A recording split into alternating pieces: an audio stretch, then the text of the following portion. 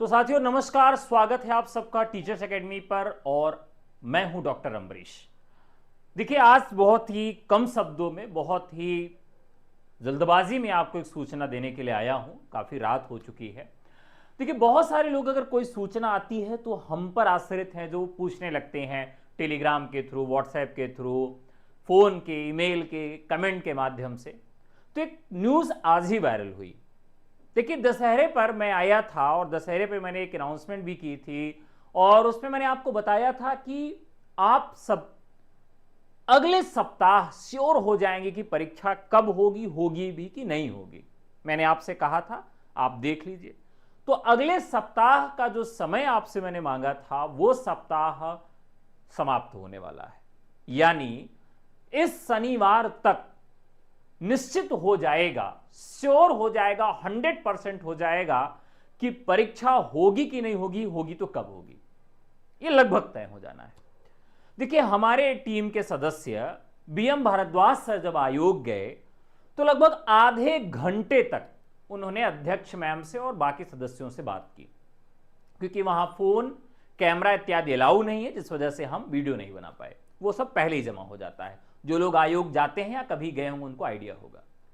तो वहां पर अध्यक्ष मैम ने यह बात कही कि जब तक हमारे पास नई भर्ती का अधियाचन नहीं होगा तब तक हम कैलेंडर जारी करने में अक्षम हैं। पहली चीज। दूसरी चीज, उन्होंने यह कहा कि अभी हमारे पास केवल 2 भर्तियां हैं, जिसकी वजह से भी हम कैलेंडर नहीं जारी कर पा रहे हैं। नंबर 3 बात, उन्होंने कहा कि हमारे अधिकार क्षेत्र में नहीं था अधियाचन मांगना, फिर भी हमने अधियाचन मांगा है। नंबर 4 बात, उन्होंने कहा कि अब जो नई भर्तियां आएंगी उसमें इतना विलंब नहीं होगा। यह बात उन्होंने कही थी और हम लोगों ने पूछने का प्रयास किया कि आप बता दीजिए कि भाई महाकुंभ से पहले या बाद में, होली से पहले या बाद में, अगली दीपावली से पहले या बाद में, जुलाई से पहले या बाद में। आप कोई निश्चित तिथि मत दीजिए, लेकिन एक ओकेजनली आप मुझे बता दीजिए, एक महीने के अंतर्गत बता दीजिए, लमसम बता दीजिए, नियर अबाउट बता दीजिए कि परीक्षा आप कब करवाएंगे। तो उन्होंने इसका भी जवाब नहीं दिया और उन्होंने कहा कि हम इस पर अभी कोई स्पष्ट रूप से जवाब नहीं दे सकते।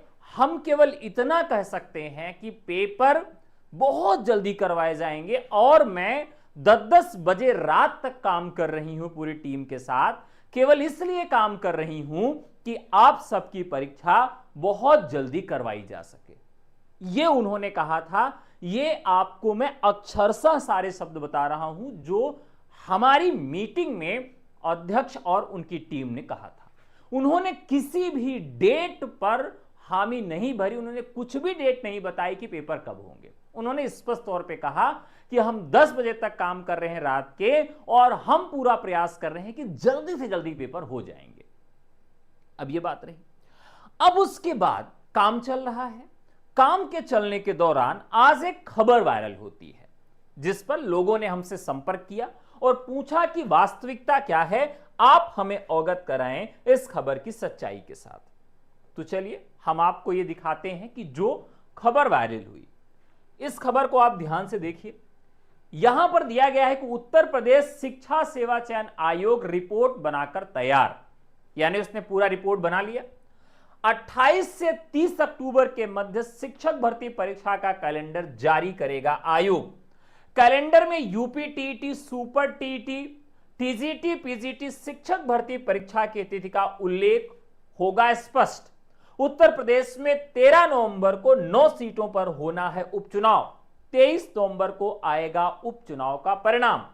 यानी उन्होंने यह वायरल न्यूज में यह बात कही गई है कि 28 से 30 अक्टूबर के बीच में कैलेंडर जारी किया जाएगा और जिसमें TET, super TET, TGT, PGT तिथियों का उल्लेख होगा और 13 नवंबर को चुनाव है और 23 नवंबर को उसका रिजल्ट आएगा। तो यह बताया गया है। अब इस खबर में सच्चाई मुझे नहीं लगती है। मैं सीधे तौर पे आपसे बता रहा हूं कि मुझे तो इसमें सच्चाई नहीं लगती है, मुझे वायरल न्यूज ही लगती है। लेकिन एक बात और स्पष्ट है कि 99% संभावना है कि पेपर आपका जनवरी महीने में नहीं हो पाएगा। अब बाबा जी फैंटम बनने के लिए, उदार अपने आप को दिखाने के लिए 1% की संभावना को 100% कर दें और जनवरी में पेपर करवा दें तो यह अतिशयोक्ति मात्र होगी। बाकी मुझे नहीं लगता है कि जनवरी में पेपर होगा। फरवरी और मार्च में भी पेपर नहीं होगा। अब पेपर कब होंगे? अप्रैल में होंगे। ठीक है, पेपर कब करवाया जाएगा? अप्रैल में करवाया जाएगा और अप्रैल से मई भर में पेपर करवा लिया जाएगा, क्योंकि इसके बाद फिर अगर विलंब होगा तो पुनः विज्ञापन इनको निकालना पड़ेगा, विज्ञापन को रद्द करना पड़ेगा। तो यही इतनी छोटी सी खबर है, ये वायरल न्यूज है जिसकी कोई सत्यता नहीं है। आयोग क्योंकि शाम हो चुकी थी तो हम आयोग से संपर्क नहीं कर पाए, इस न्यूज की ऑथेंटिसिटी नहीं चेक कर पाए। बहुत सारे बच्चे लगातार संपर्क कर रहे थे तो हमने कहा कि लाइव चल के आपसे बातचीत कर लें, सूचना दे दें। अब 100 की सीधी एक बात क्या है कि भाई पढ़ाई करें या छोड़ दें।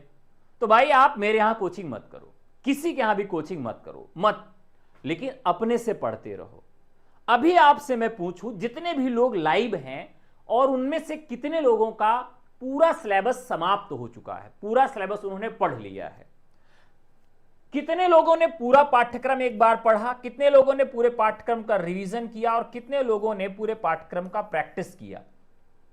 महज जितने लोग लाइव हैं उसमें से 10% लोग ही ऐसे होंगे जिन्होंने ईमानदारी से तीनों काम किए होंगे।